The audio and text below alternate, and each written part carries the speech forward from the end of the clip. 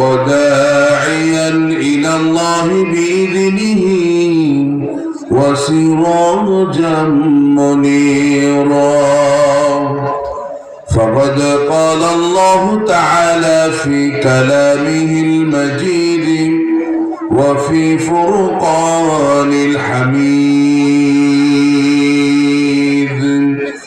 সকল আওয়াজ করে পড়ে আউযু বিল্লাহি মিনাশ শাইতানির রাজীম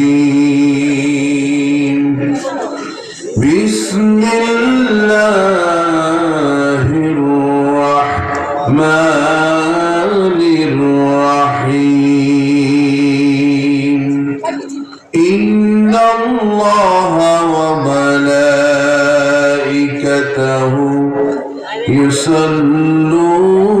يصلون على النبي يا أيها الذين آمنوا صلوا عليه وسلموا تسليما اللهم صل على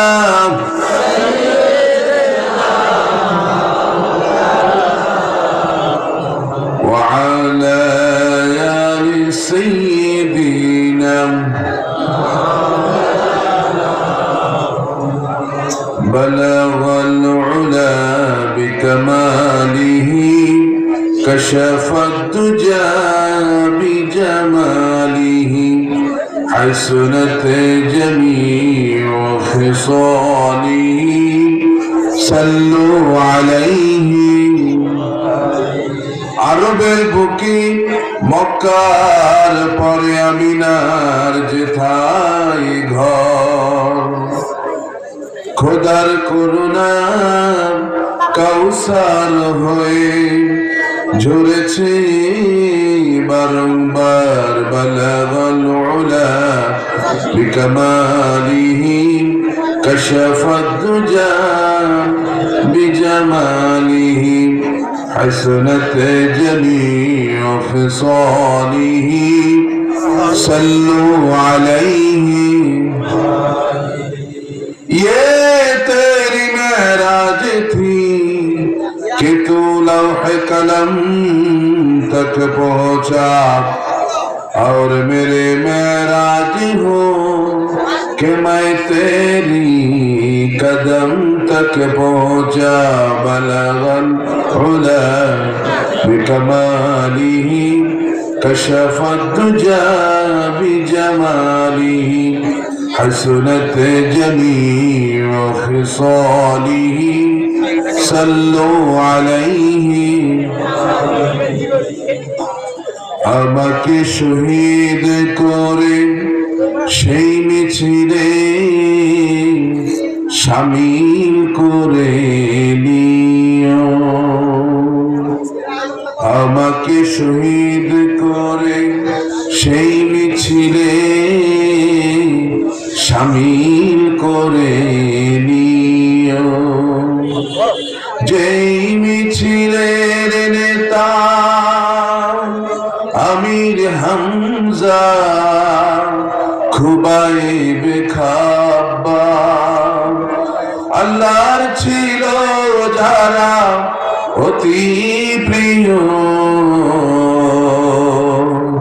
শামিল করে নিও আম্মা বা'দ আলহামদুলিল্লাহ কাফা ওয়াস সালাতু ওয়াস সালামু আলা হাবিবিহিল মুস্তাফা আমরা সকলে মহব্বতের সহিত পড়ি সাল্লাল্লাহু আলাইহি ওয়াসাল্লাম আমরা কি বেজার নাকি শুরু থেকে দেখলাম মরা মরা ভাব ভাত খাই না তাকে ভাত খান তারপর ওয়াজ শুনতে এখানে যারা আসছেন সবাই কি পুরুষ এই দুই চারজনই ইনশাআল্লাহ বলছে যে ইনশাআল্লাহ তাদের সন্দেহ আছে ইনশাআল্লাহ মানে আল্লাহ চাইলে যে আমি পুরুষ না চাইলে আপনি কি এখানে যারা আছেন সবাই কি পুরুষ? এখনো পুরুষের আওয়াজ হয়নি, এটা পুরুষের আওয়াজ না। চতুর্দিকে কিরকম বাগন শুরু হয়েছে দেখছেন না আপনারা? আওয়াজ করেন না কেন? নারায়ে তাকবীর, নারায়ে তাকবীর, নারায়ে তাকবীর। এই আওয়াজ যেন শেষ পর্যন্ত থাকে, কারণ এটা কবরস্থান না। রাসূলুল্লাহ তাজআলু বুয়ুতাকুম মাকাবিরা, তোমরা তোমাদের ঘরকে কবর বানায় না। আমাদের আওয়াজ যত নিম্নগামী হচ্ছে, কাফের মুশরিক রাম বা আমার ভারতের দালালদের আওয়াজ বেড়ে যাচ্ছে, ঠিক কিনা বলেন? এই জন্য আমাদেরকে সবসময় সোচ্চার থাকতে হবে সমস্ত অন্যায়ের বিরুদ্ধে। রাজি মুসলমান? আমরা সবাই রাজি? আল্লাহ কবুল করুন বলে আমি। পূর্ব মেহার তালিমুল কোরআন নুরানি হাফিজিয়া মাদ্রাসা ও এতিমখানার যৌথ উদ্যোগে আয়োজিত 29তম বার্ষিক মাহফিল। আজকের মাহফিলের সম্মানিত সুযোগ্য সভাপতি জনাব আলহাজ ফসলিউল আলম সাহেব, আতালাল্লাহু উমরাহু ওয়া বারাকা ফি হায়াতিহি, আমরা সকলে বলি আমিন। আমার আগে আলোচনা করেছেন হযরত মাওলানা মনজুরুল হাসান সাহেব, হযরত মাওলানা জহিরুদ্দিন সাহেব। আজকের মাহফিলের প্রধান অতিথি আফম ও মঞ্জুর মোর্শেদ জুয়েল, বিশিষ্ট রাজনীতিবিদ ও সমাজসেবক। প্রধান মেহমান সাবেক উপজেলা ভাইস চেয়ারম্যান জনাব আলহাজ মোহাম্মদ নাজিমউদ্দিন সাহেব।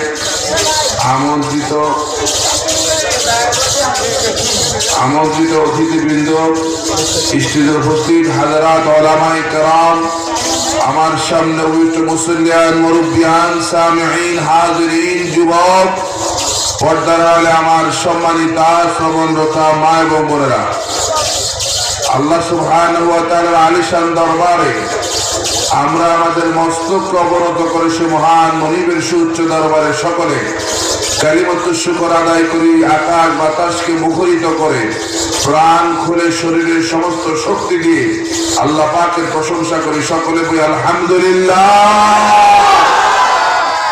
রব্বানা লাকাল হামদ হামদান কাসীরা তাইয়িবান মুবারাকান ফীহি লাকাল হামদু ইয়া রাব্বি কামা ইয়ানবাগি লিজালালি ওয়াজহিক ওয়া আযীমি সুলতানিক। আমরা প্রশংসা করলাম কার? সর্বাবস্থায় প্রশংসা হবে কার? খাওয়ার সময়, চলার সময়, বলার সময়, আইল খেলার সময়।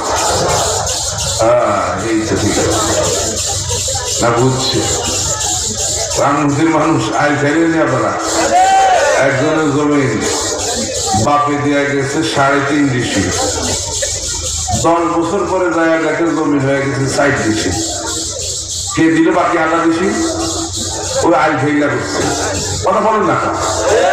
এরকম আল্লাহর ওলি কি আছেন এখানে? আছে।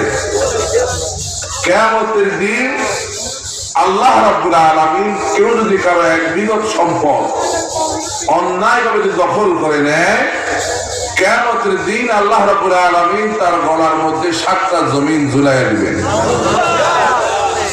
আর যে সম্পদ নিলেন আরেকজনেরটা, এটাকে আপনি ভোগ করে দিতে পারবেন? আমার আপনার সম্পদ কতটুকু বলেন তো? 3.5 হাত। এটা আপনারা বলবেন আপনি জানেন, কিন্তু আপনার ইন্তেকাল যদি আগুনে পুড়ে হয় অথবা সমুদ্রে ডুবে মরে যাওয়া হয় তখন কয় হাত? এখন আপনার মৃত্যু কোন জায়গায় এটাকে আপনি জানেন? তাহলে 3.5 হাত বললেন যে এটা দরবেশি কায়দায় কইছে। সুতরাং না, কথার কথা তো চলবে না রে ভাই। আমাদের কোন সম্পদ, কারণ আমার আপনার কপালে কবর আছে কিনা, মাটি আছে কিনা এটা আমরাও জানি না। এই জন্য আমি যেহেতু কোন সম্পদ নিয়ে যেতেই পারবো না,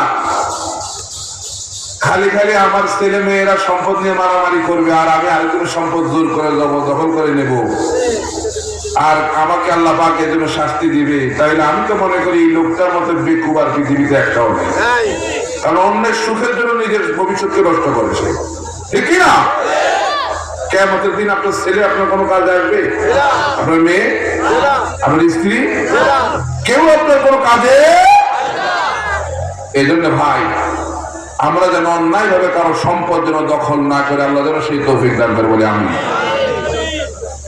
আজকে আমরা আপনাদের সামনে একটা গুরুত্বপূর্ণ বিষয় নিয়ে আমরা আলোচনা করব। আল্লাহ রাব্বুল আলামিন যেন আমাদেরকে তৌফিক দান করে।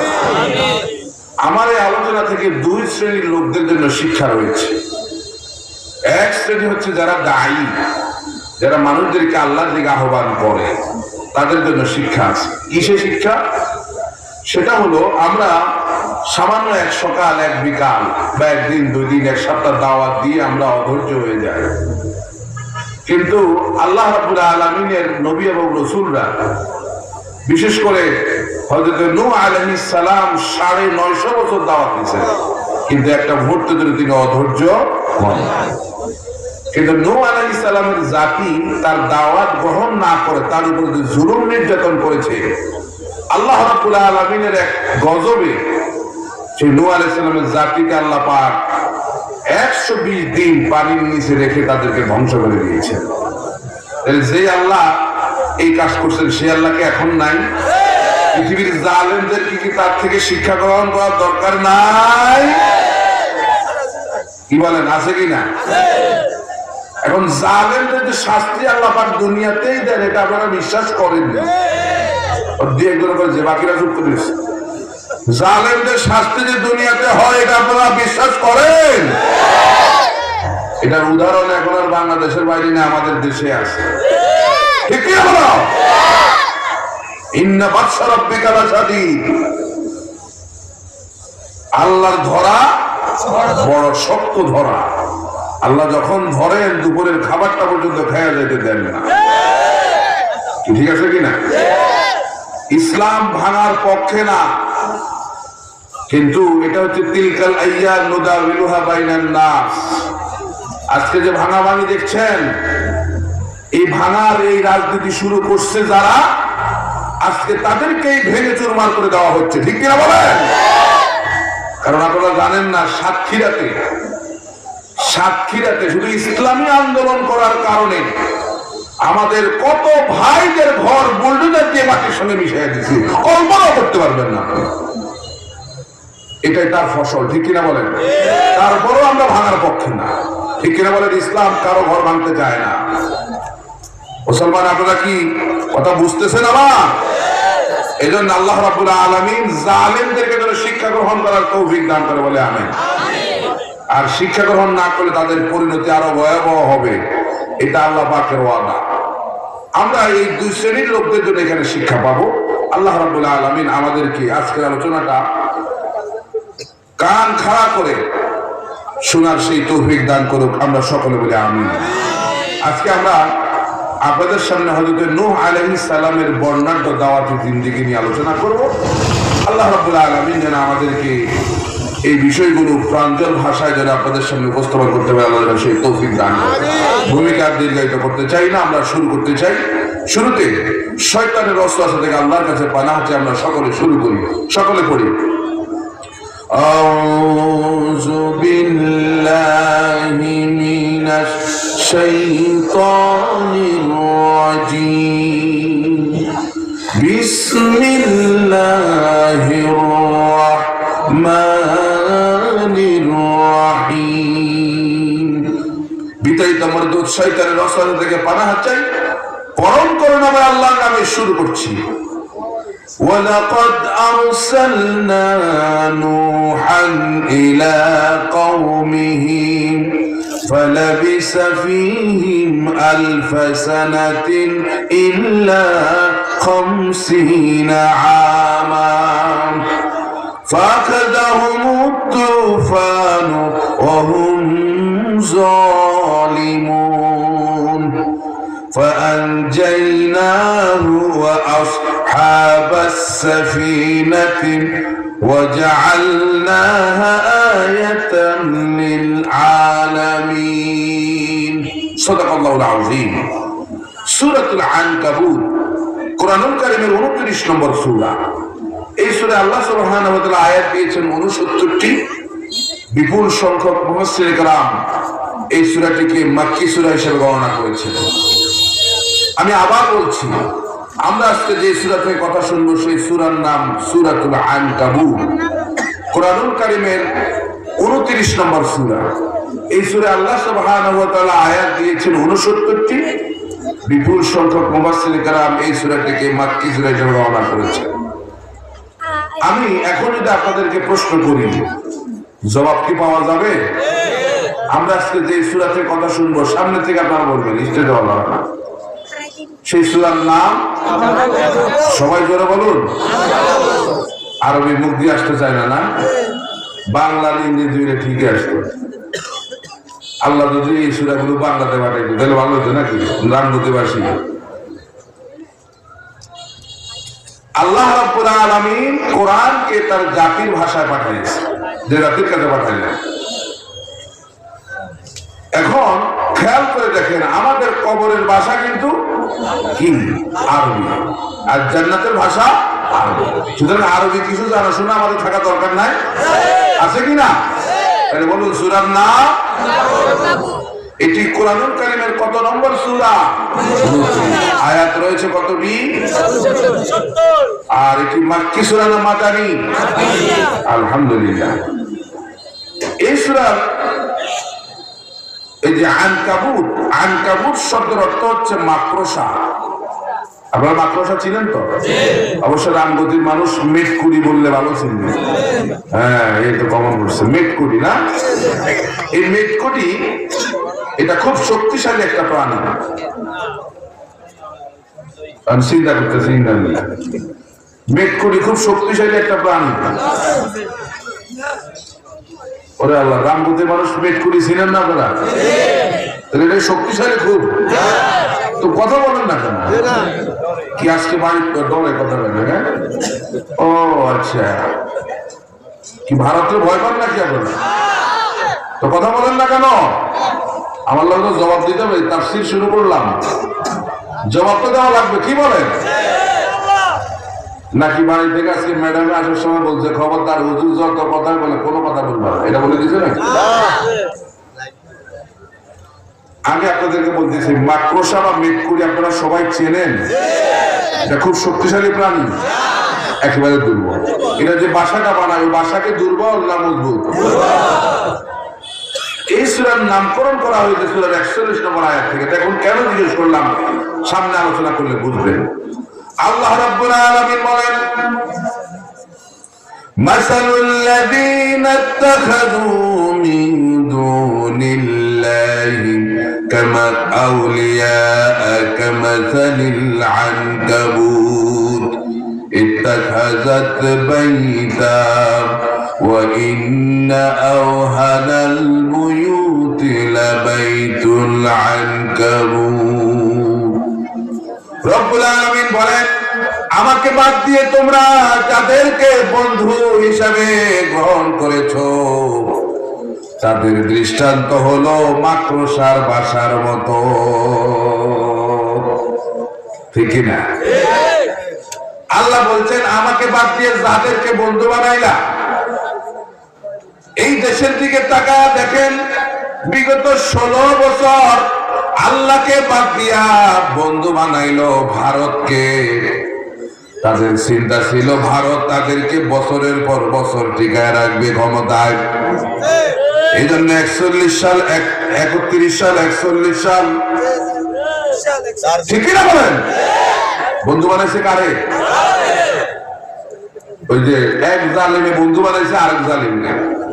ওটা তো হলো গুজরাটের কসাই। ঠিক না বলেন? যার হাতের মধ্যে হাজার হাজার মুসলমানের রক্ত লেগে আছে। আর এটা বুঝি নাই, এটা বুঝি নাই। তারও হাতের মধ্যে এদেশের হাজার হাজার মুসলমানের রক্ত লেগে আছে। ঠিক না বলেন? অথচ আমরা আলেমরা এখনো এক হইতে পারি নাই। এজন্য শিল্পী বলেন, আলেমে আলেমে বিভেদ এখন জালেমে জালেমে দোস্তি, আলেমে আলেমে বিভেদ এখন, জালেমে জালেমে দোস্তি, পথের ঠিকানা জানা নেই, কে কোথায় পাবে স্বস্তি, কে কোথায় পাবে স্বস্তি, ঠিক না? এখন আমাদের আলেমদের এক হওয়া দরকার আছে না, বলে আছে কিনা? আপনারা সাননি, পাবলিক সাননি, আপনারা আলেমরা এখন দোয়া করেন না আপনারা? আসলে পাবলিকের এখন একটাই দোয়া, এই দেশের আলেমরা যদি এক হয় তাহলে কোরআনের রাজ কায়েমতের রাজি জমায় রাখবে না, ঠিক কিনা?